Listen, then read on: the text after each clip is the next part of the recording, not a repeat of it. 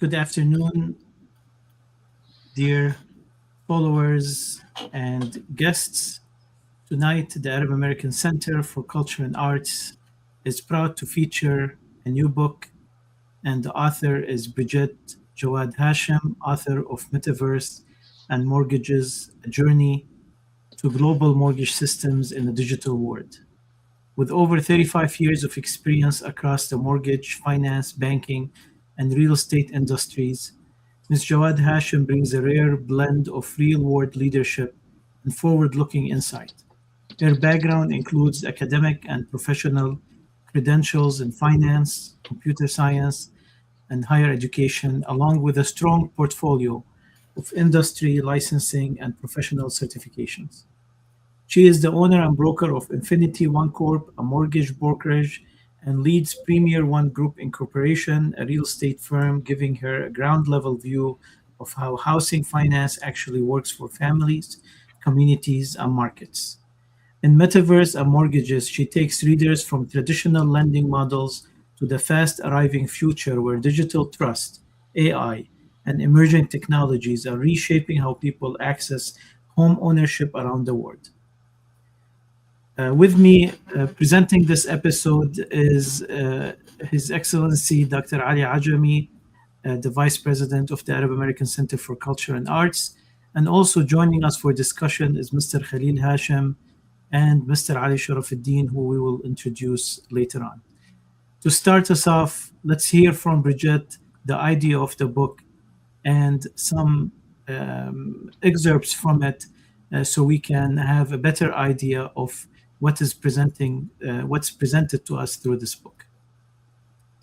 Good evening, everyone. Good evening, ladies and gentlemen. Thank you, Dr. Ali Ajami. Thank you, Wissam. Thank you, Khalil. Thank you for the audience for joining us today. Metaverse and Mortgages: A Journey to the Global Mortgage System in a Digital World. The story of mortgage, the world's most influential financial instrument in many ways, is the story of civilization, reflecting the evolution of trust, property, and promise. As we enter an era shaped by algorithms, automation, and artificial intelligence, the mortgage remains a symbol of continuity. It has evolved from a handshake to paper sealed in ink to blockchain verified contracts, yet its essence remains unchanged, a human promise measured by numbers but fulfilled by dreams. So, the Metaverse and Mortgage invites readers into the next frontier of real estate and mortgages, where technology, data, and human ambition intersect. How innovation is rewriting the mortgage playback for the next generation of borrowers. It's about how technology and humanity will coexist in the new age of real estate, and how the physical and the virtual digital world coexist. In this book, we examine how technology is reshaping the way we buy, finance, and understand property, from blockchain transparency to virtual assets. Each chapter blends industry insight with global perspective, capturing the spirit of innovation and defines the next era of finance, and how the human element is needed behind every transaction, ensuring that the timeless promise of home remains central in a digital world.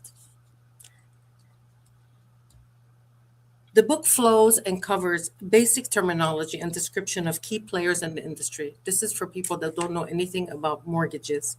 It's an introduction. It's from the start of a promise to the digital era, exploring the age of financial crisis to recovery and the future of the next generation rewriting the rules.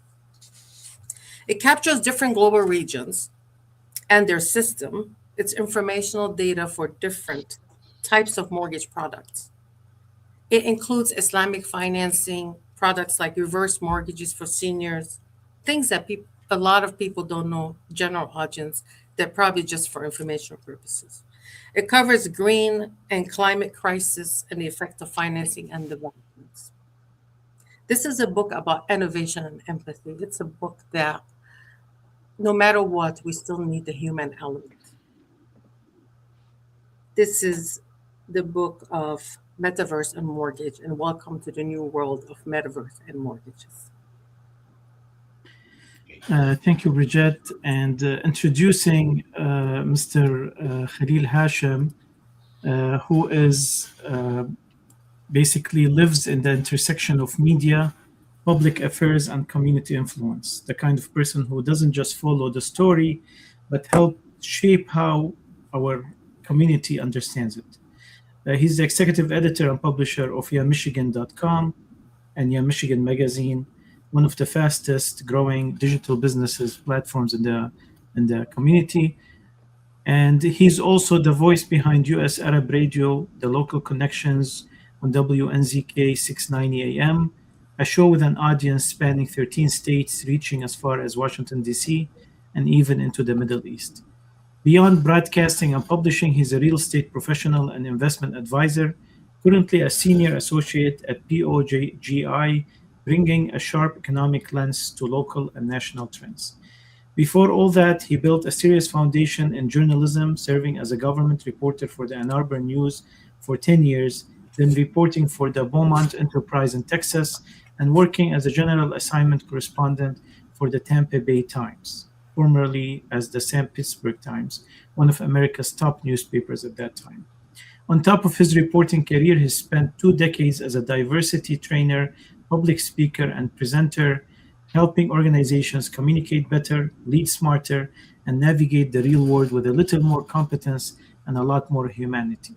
He holds a bachelor's degree in political science from the University of South Florida and a master's in diplomacy and conflict resolution from Norwich University in Vermont. Please welcome Mr. Khalil Hashim. Thank you. I appreciate the introduction. It sounded like bigger than the book. I appreciate it. Thank you so much.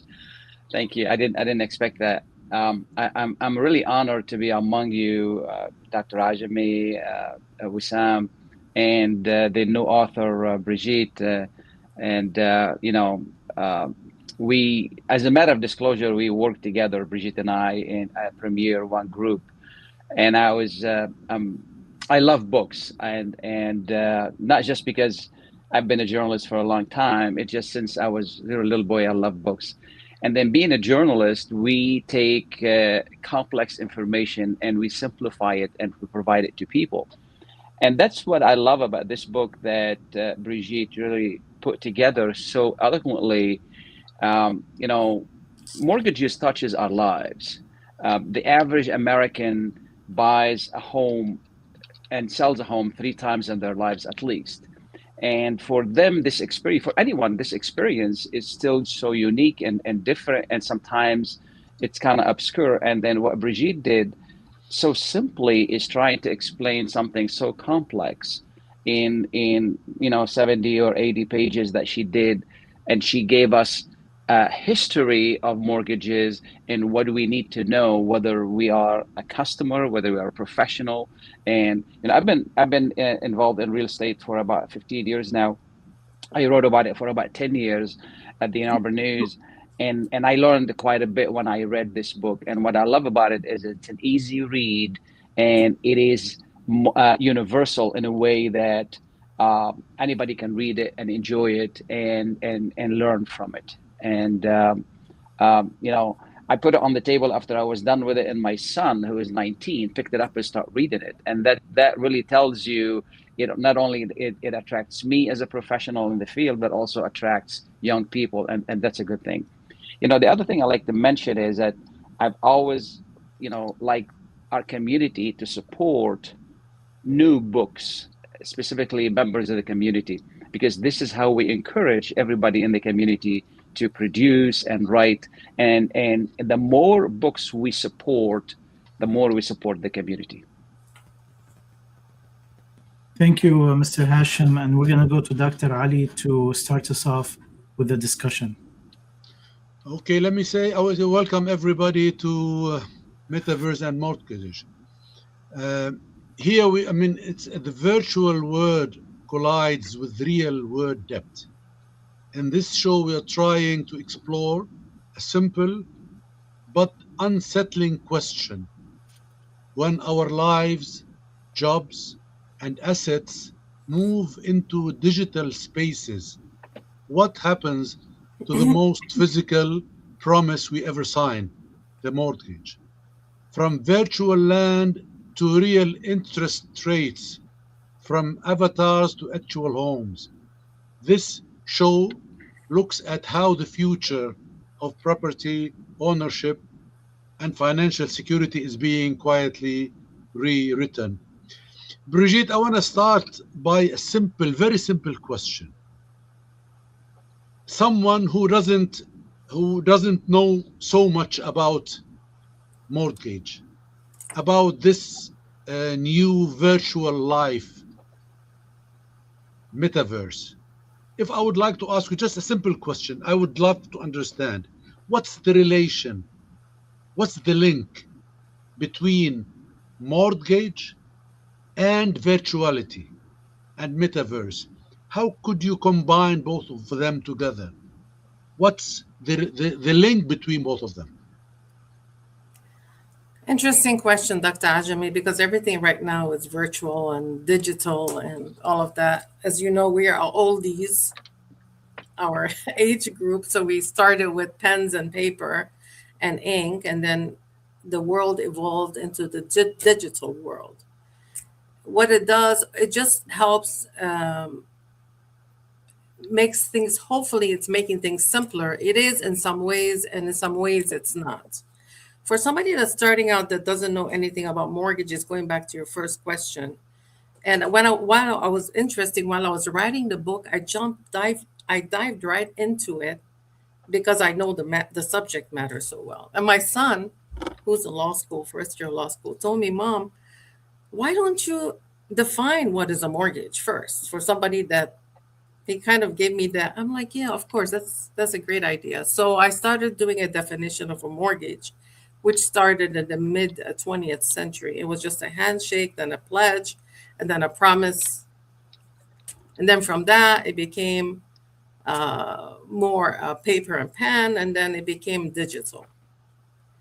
So what makes them coexist is the invention of the digital finance in the 21st century to help enhance the productivity. And it's an innovation from one to another. I hope that answers your question. Okay. If I may take the next question, Brigitte, just to start it off simple, for people who don't live in the mortgage world, what's the simplest way to explain how a mortgage system differs from one country to another? Well, this is what I did when I was writing this book. It just came to mind. There's a lot of people that don't know any information, basic information. I was surprised that somebody doesn't even know what a mortgage is. So the book defines, like I said, the definition of a mortgage, the players in a mortgage transaction, the types of mortgages out there. What differentiates it is there isn't a book out there that talks about the mortgage global system, actually. That's why I decided to do this. And it's not a big book, it's about 90 pages. It kind of explores, it flows from what a mortgage is to the age of invention of digital finance, to the age of algorithms, to the US system. Then I combined the UK and Europe system in a very summarized version because you don't want to complicate things. And I made it in very simple form, and it's formatted very easy to read. It's just a summarized information about how the mortgage system is all over the world. And there are references that covers that also. Simplicity wise, is it simpler in the US than other countries? They are very similar in many ways. It started here. It started actually in the European medieval ages. And then globally, every country is very similar, but a different system. But they're very similar in, for example, here we have 30-year mortgages. We even have 40-year interest-only mortgages. And our president mentioned a 50-year mortgage, which is not out there yet. We don't have that overseas. Overseas, they go by your age. For example, here, if you're 80 years old, you can get a 30-year mortgage. Overseas, they go by age and the time you took the mortgage. So if you're 60, they probably give you a 10-year mortgage or 15-year mortgage. So it does vary from country to country, but they all follow interest rate factors uh, based on the region. For example, in US, we have the LIBOR, we have the index, we have the prime rates, we have all of that. Over there, they have their own different rates. Okay. Brigitte, let me stay on the simple side still. Yes, that's just simple. I mean, are we trying to talk about virtual properties? And if this is what we are going through, how could we convince any person like me, normal person, you will have a virtual property? Is it convincible to the population, to people, to own virtual properties? Yes, it is. Virtual properties is mentioned as a virtual real estate property at the end of the book. Most of the book actually emphasized more on the coexistence of the digital world and the mortgage world, where right now we have mortgages that are digitalized and they're on platforms and they're on cloud. Everything is decentralized. A virtual property is a completely different topic where there's actually people that buy virtual properties in the virtual world. That's another era of things that's happening right now.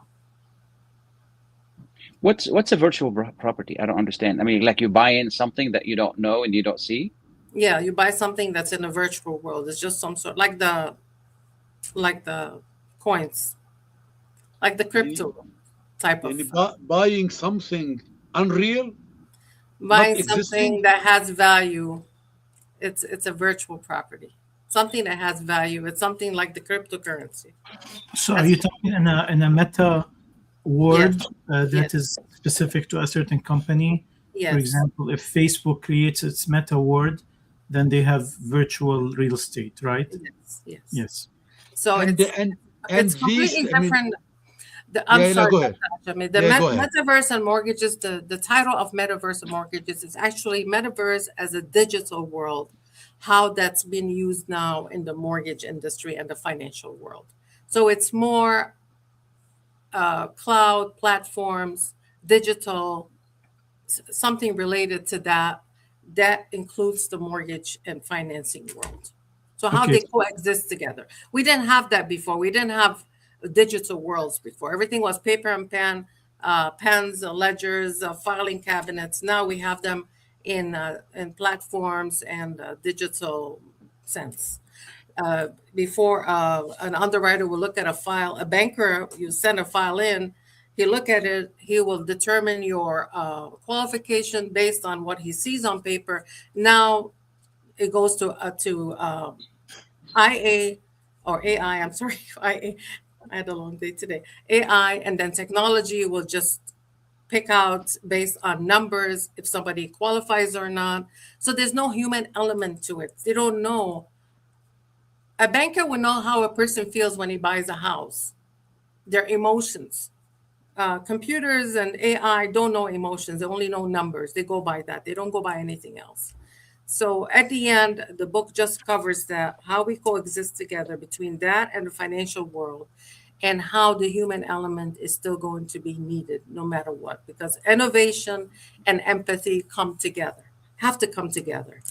Okay. So before we go into the combination of the metaverse or the effect of metaverse on mortgages, we just want to stick a little bit to the global vision of mortgages. So in your covering of global regions, which region surprised you most in terms of access to home ownership, regulation, or innovation in mortgages? Every region had its own characteristics. For example, the European region, they're more into green climate, more related into climate crisis, climate control. They build based on future climate analysis. Places like Australia and Canada more into growth and stability. Uh, Islamic regions, Middle East, into Islamic financing, which is a completely different, unique product. And maybe globally, they should look at those products because they're more profit generated than interest based in growth like that. Africa and Asia, Africa is emerging. The U.S. is the nucleus of the mortgage industry from the start. So every region is different. When it comes to like reverse mortgages, which I don't want to talk too much about the book, then nobody's gonna buy it. So you're letting me give you more details about the book, but reverse mortgages are more for seniors, and it varies from region to region. Like in U.S., reverse mortgages are for seniors that tack into their equity without making a mortgage payment. So if they really need some funds, they can go in there, but they're very highly cost products, but they're not for everyone. So in US, if you're 62 years old and you own your property free and clear, you can get up to 60% of the value of the property and not pay anything and get them in monthly payments or installments. And when you die, the whatever left, the interest accrues on the property, the balance is up, they pay and give your heirs the difference. In Canada, surprisingly, 55 years is the age for that. If you're 55 years old. So it varies from country to country. But it's a very unique product also, if it's only made for people that need it. Okay, Mr. Brigitte, sorry. Yeah. Doctor. Oh, yeah. We'll take turns, so we'll go back to Mr. Khalil to ask a question.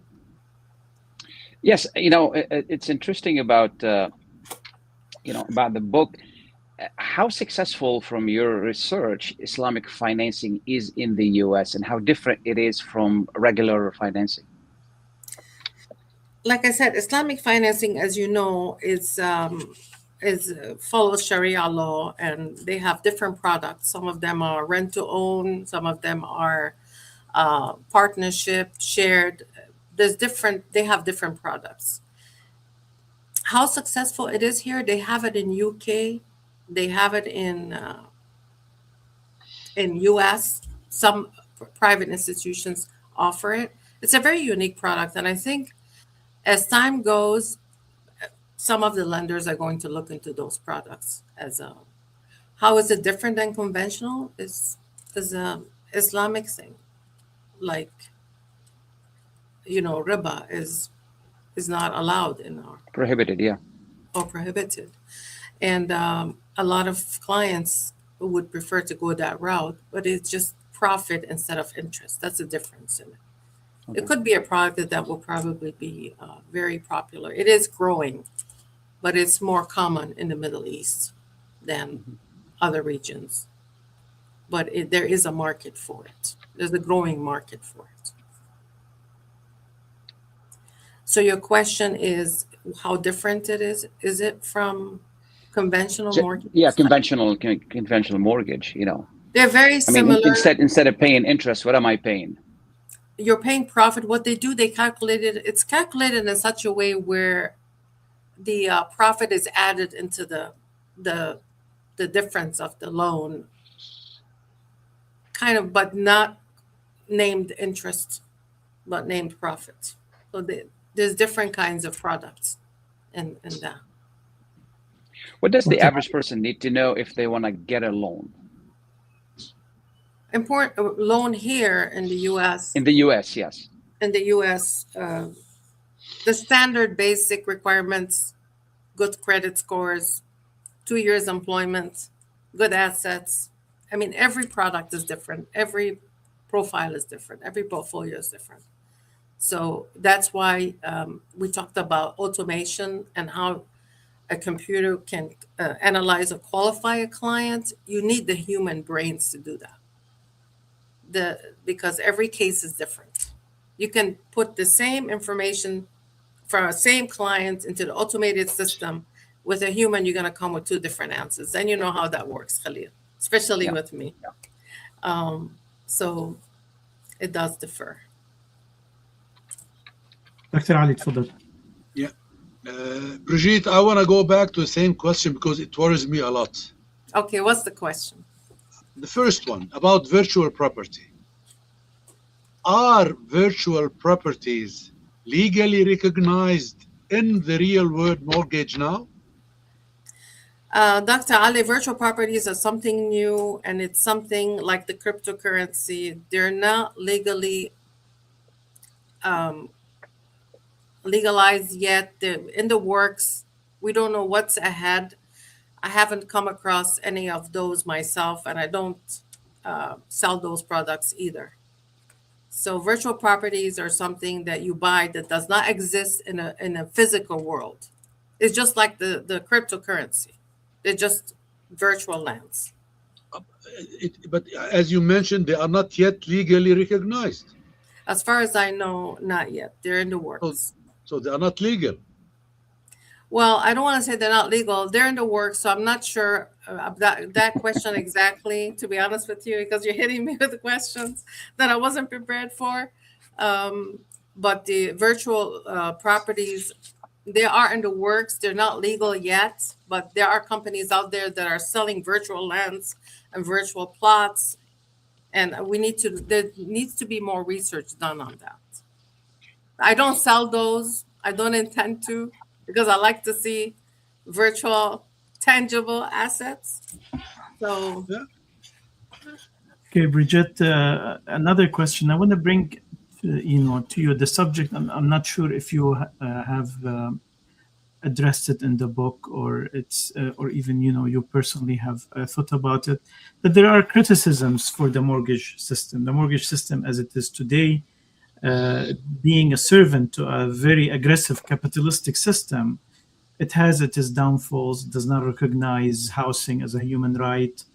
It is based on credit worthiness and not a human need. It is affordability is structurally undermined. Foreclosures functions as legalized displacements. Discrimination isn't history; it is architecture. And it's built into the credit process, which keeps underprivileged communities more challenged in acquiring mortgages. Is there, through your research, is there countries that offer better options, countries that recognize human housing as a human need? We are a very interesting organism that works all its life for shelter, something that is strange in the animal world, that we have to work 30 years to have a cover over our heads. And today the crisis is even exaggerated with doubts about our children ever having the ability to afford any housing. So how is the virtual world gonna make this easier? Is there new opportunities, new consciousness that is addressing these issues? um, mortgages are very important in getting homes because not everybody has the cash to purchase homes. And like I said, and everyone deserves a home. So, going back to why metaverse mortgages is it's evolution from paper to digital, and that's where humans come into factor because I look at every case very differently and we work with everybody in different ways. We have clients that come in with zero to nothing down, and we work with them to get to that point to be able to save and work with their credit situation and income situation to get them to the point where they can buy a property and help them find the right property for them. I've got clients that come to us that want to over pay for something. We stop them. We don't let them ethically. We work with someone ethically. So that's why I said the human factor is so important because every case is different. I've had people that I was just talking to somebody yesterday.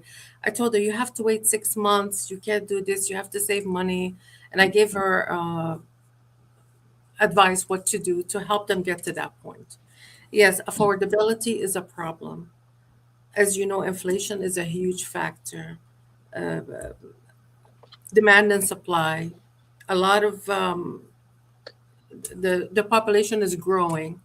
Generations are changing. Even we talked about millennials and generation Z, their needs are completely different than us 20, 30 years ago.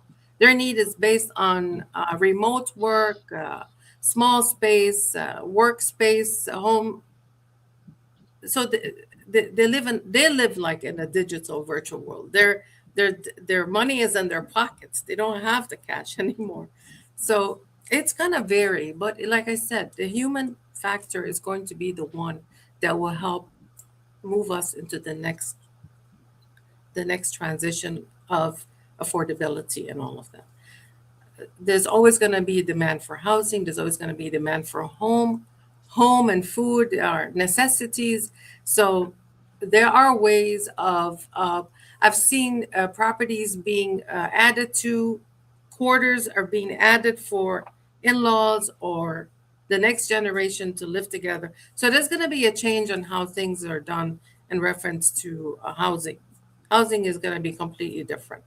They're probably going to be houses built on top of each other. We don't know how things are going to go.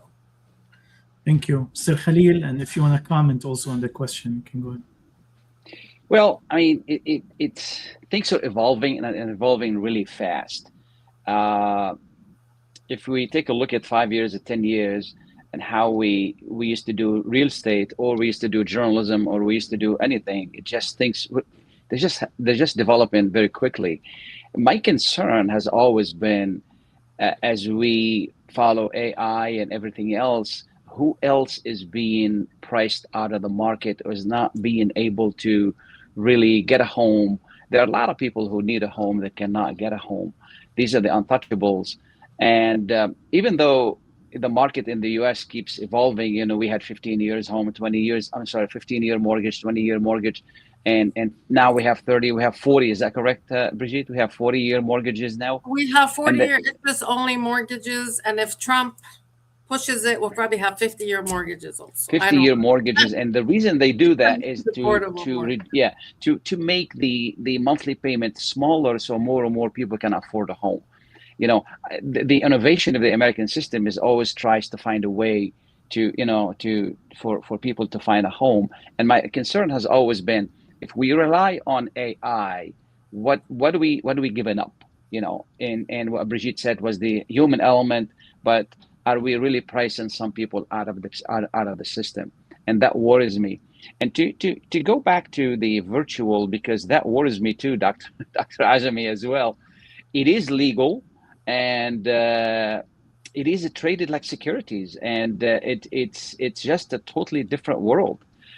Interestingly enough, in 2015, we ran a story where a company claimed $19 million for selling land on the moon.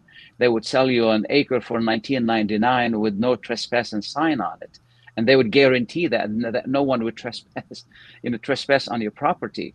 But this is as crazy as today, people buying and selling land, which is basically, it's just like a coin that doesn't exist. But and unfortunately, it is legal, and it is just like securities. You don't see them; they exist. They're still on the works, Khalil, because some of them we need more research on that in reference to the legalization of it. Yeah.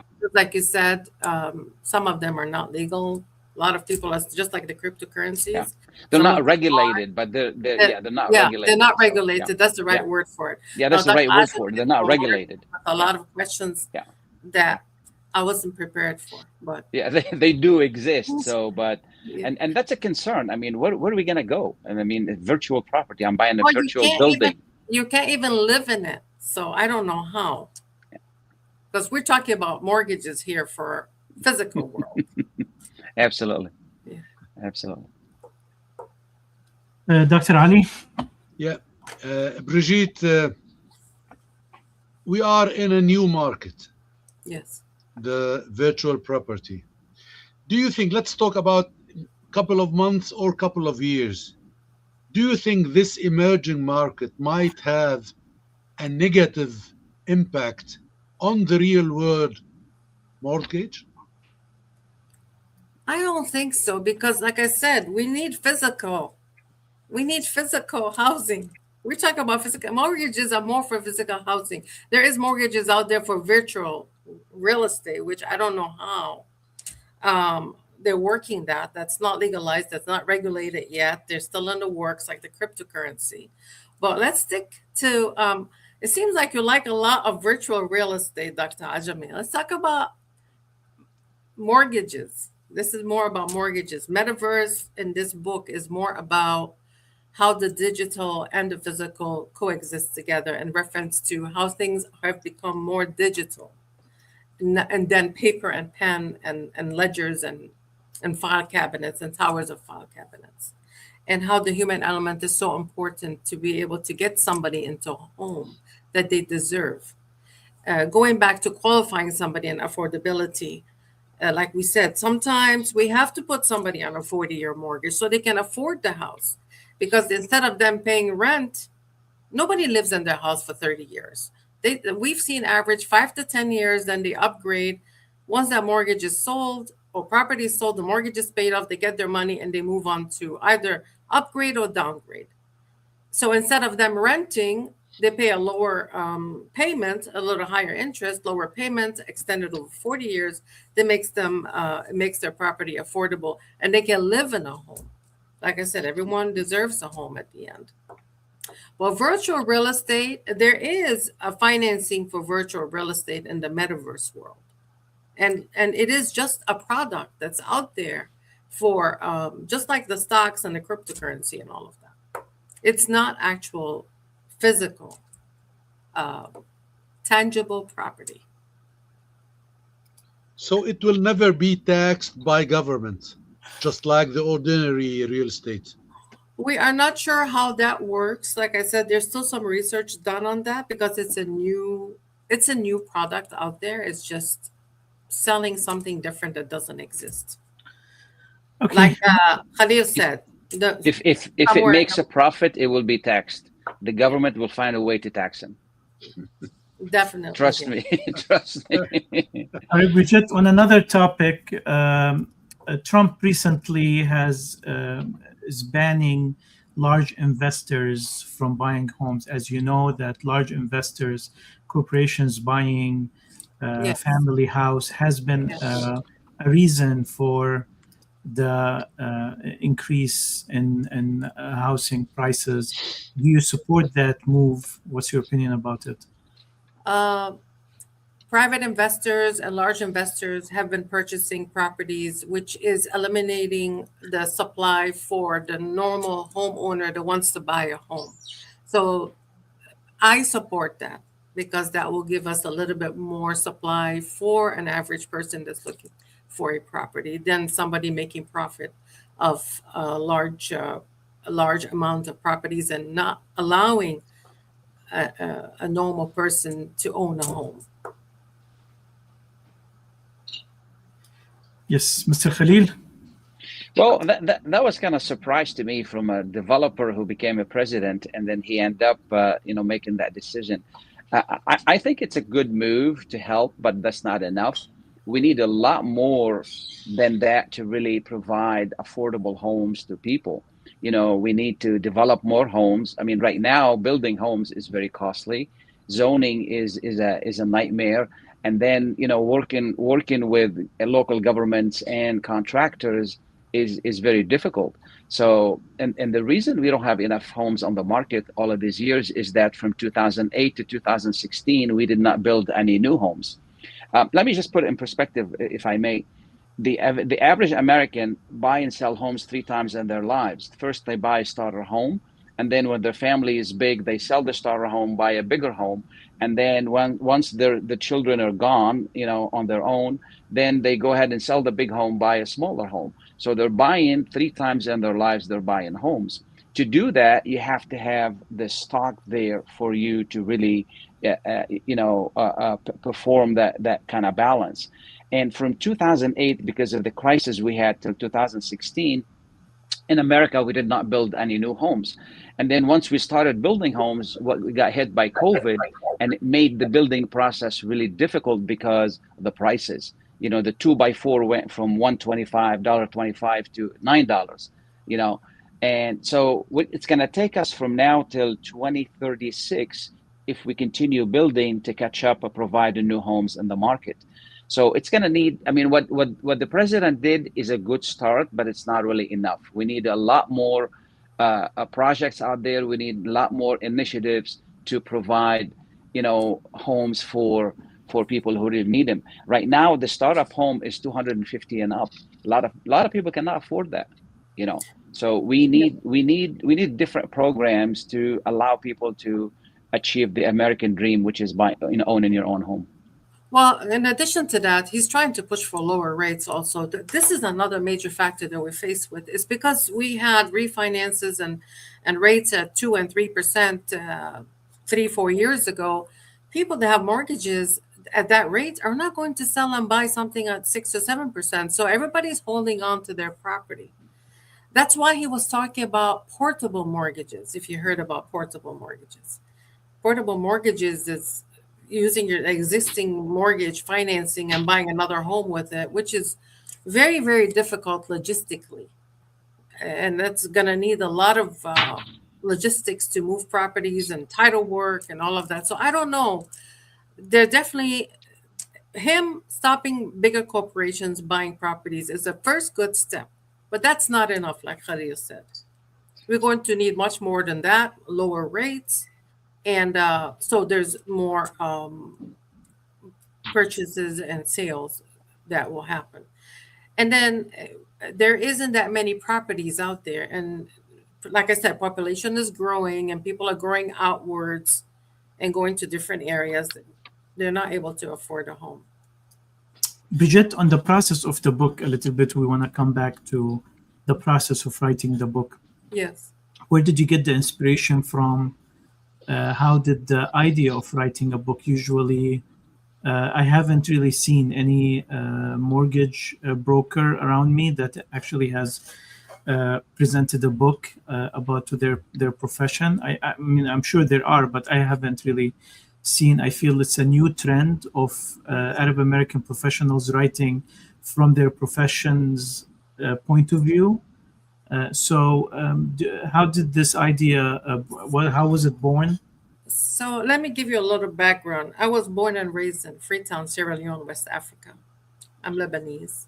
We had a nice, large community. My dad was a trader, and I was in trade. And then I came to U.S. after that, studied here. My background is in finance and computer science. And lately, I got my higher teaching certificate from Harvard University. Harvard Block is a higher teaching education certificate. In the interim, I worked in the banking industry, in the financial industry. I also, in 08-09, when we had the crisis here, I actually took an opportunity in Dubai and worked with the real estate regulatory agency there, where we trained and got agents licensed because they didn't have licensing back then in 08. And I still do consulting with them. I also worked in the UK with a few organizations. And I started the mortgage industry in 1990 as a one-person operation, expanded into about 100 employees, wholesale lending, downsized again after 9/11, and then went into the real estate industry where we have a one-stop shop where we would get clients approved and find them the property. We specialize in commercial and residential. And lately I wanted to write a book, but I didn't want to write a book about myself. I wanted something that would be interesting and informational, because a lot of people don't know what's going on outside of their box or outside of the region. So everybody knows you live in US, you only know about US.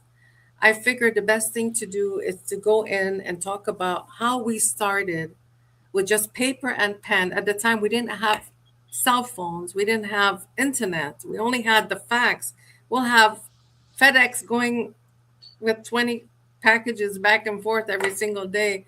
And I think a lot of people in the industry can relate. We had pagers, that's all, and payphones.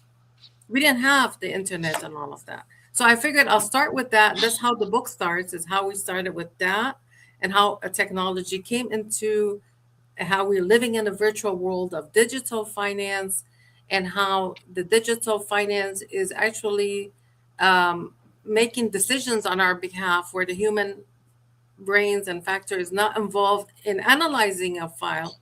Because when I analyze a file, I look at the human factor of it and becomes a part of me. Their story becomes a part of me. They come to me with their stories and I make their dreams come true.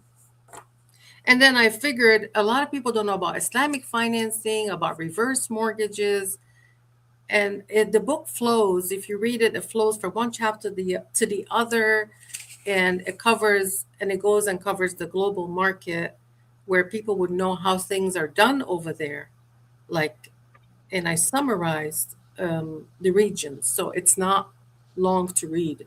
So I summarized Canada, Australia, UK, Europe, Middle East, Africa, Asia. And it's just a unique book. There's nothing like it out there. I'm not saying this because I wrote it, but I actually wrote it, crafted from my heart. That's how it was written. I would stay up to 4 a.m. My husband would attest to that because he'll be up and say, "What are you doing staying up?" And it took me about 7 or 8 months to put it together. And everything was designed from the book cover to the content. I did have some AI to help me correct some grammarly issues. But apart from that, it's all from my learning experience and what I have experienced myself. I hope that answers your question. Thank you. Yes, Dr. Ali, تفضل. Yeah, Brigitte, I mean, if our jobs, wealth, and social life exist in the metaverse, but our debt is very real, who do you think will carry the risk? The borrowers, the bank, or the community? The community. I carry the risk. Actually, the bank carries most of the risk because they're the ones that are lending the money. When you say, could you clarify more on your question, because it's a little unclear. Do you agree with me? No. I'm just trying to differentiate or to put two things on different platforms. Metaverse from one side, reality from one side. Yes. We are all our social life, our money, our jobs exist in the metaverse, but our debt is very real. We take money from the banks. Yes. Who will take the risk if it happens? Who will carry this risk? The bank will carry the risk that loans you the money. If they don't get paid, the bank is going to be out of their money. They're the major risk actually in this factor. Do you think we will reach to this level of crisis? We don't know what the next era comes, Dr. Ajame, because we're in a very fast world right now. We don't know what's next. Imagine if all of a sudden the satellite is out and we don't have internet. What are we going to do? Do you know that some of the new children don't even know how to use the dial phone that we used to use before? Yeah. They need instructions to use that. I don't know. I don't know what we're going to do if we have internet. I mean, it is very good. It's efficient. It saves us time. It's speed. But then it's not. We definitely need to be involved in the transactions. I think we cannot eliminate the human element in any way, shape, or form. In the last second we have, if I may, it's important for us to buy the book, because not only we're learning more, but we're making Arab American writers successful. The more books we buy from our American Arab writers, is the more opportunities we open for other writers to really have their books published. Like I said, the way I made the book is very, very simple. It's not complicated. It's very informational. It's condensed. It's summarized, because if I make it longer, it will be very boring.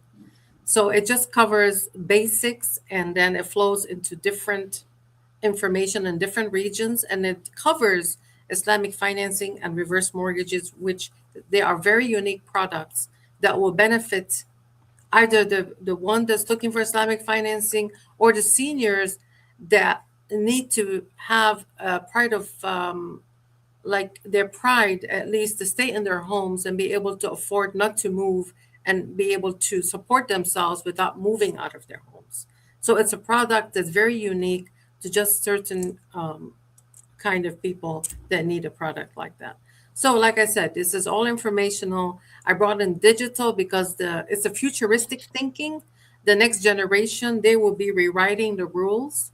And this is, they look for things like this, things in the digital world, but we still have to remind them they're still humans. And we still need the human factors in everything that we do. Even like the medical doctors, they use robotics for surgeries, but they don't think. You don't know. Things come up last minute. How is a robot going to figure out how to fix things where you still need the human doctor's hands to fix things? Thank you, Brigitte. And the final few minutes we have, we have time for a few short questions. AI has entered the mortgage world as much as it entered everything else. Have you, from your personal experience, found it to be a positive insertion, a positive change? Is it making mortgages more accessible to people, or is it actually complicating things by removing the human factor? Okay, so right now, at first, someone will go to a bank, meet with an officer, apply for a loan, and meet with them face to face. Officer would send it to the underwriter. They look at the file from a human perspective. When they apply through a computer system, the computer doesn't know all their information. I can take the same information, input it into a computer system or an app, and take that same information to me, a human person, and we're not going to get the same results. Because the computer is going to look at numbers and not look at facts, look at data and not look at how to fix things. We will package it in such a way where the computer doesn't know how to package this. They'll just take information. Oh, here's the numbers. You're in or out. It's a yes or no with the computer system. It's good to an extent where it will speed things up, like we did in the past when we used to send a file out. We will have to fax 100 pages. Now we can put them in one file and send it. Okay, that's great. But more than that, when it comes to more complex situations, it needs the human eyes to put the dots between the lines and get this application through and make somebody get approved for financing. So yes, there's pros and cons for it. But at the end, I still think that it's good to use the automated system to speed things up. But at the end, you have to do the final look to make sure that everything is in line to qualify for someone. And that applies to any other industry, not just our industry. And last question, I'll also go around to see if there's any last questions from our guests. But my last question is, there is a trend of Americans moving to Europe. This trend has been increasing exponentially. In 2022, that increased by 24%. And in 2024 has been the fastest growing year of Americans moving permanently to Europe. The mortgage rates are about half of the US. The housing prices are on average much less. You get much better life-work balance, much better social life, free healthcare, free education. And on the index of happiness and health and all the good indexes in the world, a lot of the European countries, they score up in high. So Americans have been fleeing. They have been also fleeing the tendency towards more right, the country going more to the right, having more political tensions. This is going to be noticeable in the mortgage books. What is your observation in that regard? Do you have any observations in that regard? Is there any firms? Have you thought of doing business between Europe and the United States? Yes. I have been looking, and I actually started looking into that when we had the 2008 crisis. Is when I started looking overseas, and a lot of people did that. And I still have contacts, and I'm still in the works of doing something between here and over and globally, like more Europe, Middle East areas. Uh, Cost of living is very high. Taxes are very high. You have to work. You actually have to like stamp money here to be able to maintain. Every day you need X amount of dollars. It's never ending, and it's getting worse and worse. And the quality of life is not. It's work, home, home, work, and you have to continuously produce to be able to maintain the lifestyle. Whereas in other countries, they have 4 day schedules. Some countries work from 9 to 2 or 9 to 3. They're probably more sunny. Cost of living is better. Housing is better. I think we have the highest property taxes in the world in U.S. I mean, if you have your house paid off, you still have property taxes, and they're even getting worse. The quality of life is not as good. The crimes are more. It's political tension. There's so many things happening. Yes, I see a lot of people fleeing the country, but those that are already established here for a very long time, when you're deeply rooted, it's so hard to leave. It's so hard to start new somewhere else. The newer generation might be able to do with that, but the older ones, it's very difficult to just uproot yourself and just start somewhere else from scratch. But I do see that trend, and I think it's going to even get worse because our current president has kind of closed the borders a little bit, and more, I don't want to say a little bit, and just wants to keep it within his own people, and wants to keep it all American. So a lot of foreigners are also leaving, and there's no interest of coming in here either. Dr. Ali? Yeah, my final quick question, Brigitte. Do you think we are moving fast toward a future where people rent physical homes but own virtual ones? Dr. Hajime, he likes the virtual world so much because that's all he talks about is the virtual No, world. I'm I understand. completely I understand. annoyed. I mean, Yes. worried about it. Just, Well, you shouldn't be too worried. Worry about the physical world right now. The virtual world is all investments, Dr. Hajime, just like the cryptocurrency. It's all investment. They're all investment products. They're completely different than the virtual real estate that we talk about, the physical real estate. okay. So I'm Mr. not too worried about that. Right now, we have to get worried about the physical real estate because we have a low supply of that, and we need more for the new generation and the generations to come. Okay. Yes, thank you. Mr. Khalil? Just a final comment. I mean, it's a great book. It's a simple read.